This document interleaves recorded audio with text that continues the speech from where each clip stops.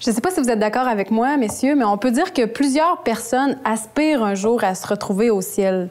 Malheureusement, on entend très peu souvent parler du ciel, mais je suis contente parce que tout à l'heure, dans ton message, tu en as parlé.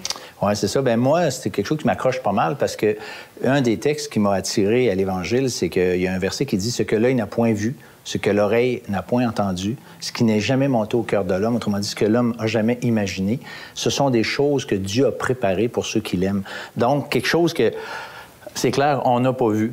Mais c'est vrai que la Bible est relativement discrète sur des descriptions de ce que sera le ciel. On sait que c'est merveilleux, hein? On sait que c'est beau, mais il y a relativement peu de détails. On a des indications, on a des... Tu sais, c'est comme s'il nous donne un petit peu l'eau à la bouche, mais il n'y a pas tous les détails.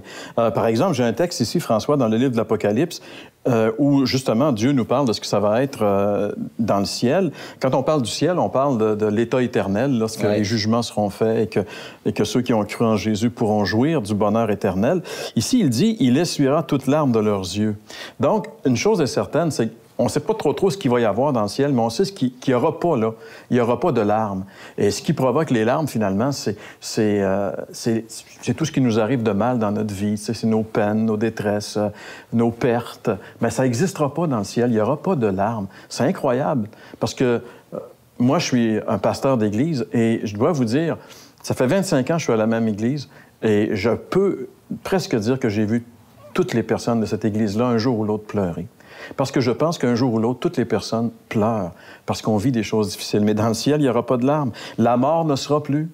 Ce sont des choses... La mort, c'est une source de larmes, ça. C'est une source de peine. Il n'y aura plus ni deuil, ni cri, ni douleur, car ces choses-là vont avoir disparu. Et un petit peu plus loin, dans le chapitre 22 du livre de l'Apocalypse, il dit, il n'y aura plus de nuit. La nuit, c'est la terreur. Hein? Quand les gens sont angoissés, c'est la nuit qui sont angoissés. C'est la noirceur, c'est les ténèbres. C'est là que les voleurs travaillent la nuit. Il y a des ambulanciers qui travaillent la nuit aussi, mais c'est le chiffre des voleurs la nuit. C'est là où, tu sais, ce qui se passe de caché dans notre société, ça se passe la nuit. Mais la Bible dit que dans le ciel, il n'y aura plus de nuit. Et c'est Dieu qui va éclairer. C'est Dieu lui-même qui va éclairer. Il n'y aura même plus de soleil, c'est Dieu qui va éclairer. On va toujours être dans la lumière. Mais ce sont des indices qui nous disent qu'en fait, on ne peut pas savoir exactement dans les détails ce que va être le ciel. Mais ce que la Bible nous dit, c'est que ça va être merveilleux d'être là. En tout cas, ça, c'est une chose qui est certaine. Et on devrait s'assurer d'être sûr et certain qu'on va y aller au ciel. Parce que si le ciel est merveilleux, la contrepartie est vraie aussi. La Bible parle d'un lieu de tourment éternel. Dans le livre de l'Apocalypse, il est dit que les tourments vont les tourmenter au siècle des siècles, jour et nuit au siècle des siècles. Donc, c'est le bonheur éternel d'un côté, puis c'est le malheur éternel de l'autre. Et si on veut être certain d'être dans le bonheur éternel, il nous suffit de prendre le seul chemin qui mène au ciel. Jésus qui a dit « Je suis le chemin, la vérité et la vie. Nul ne vient au Père que par moi. » Merci beaucoup, messieurs. J'espère que c'est déjà beaucoup plus clair pour vous à la maison en ce qui concerne le ciel. Je vous invite d'ailleurs à nous téléphoner.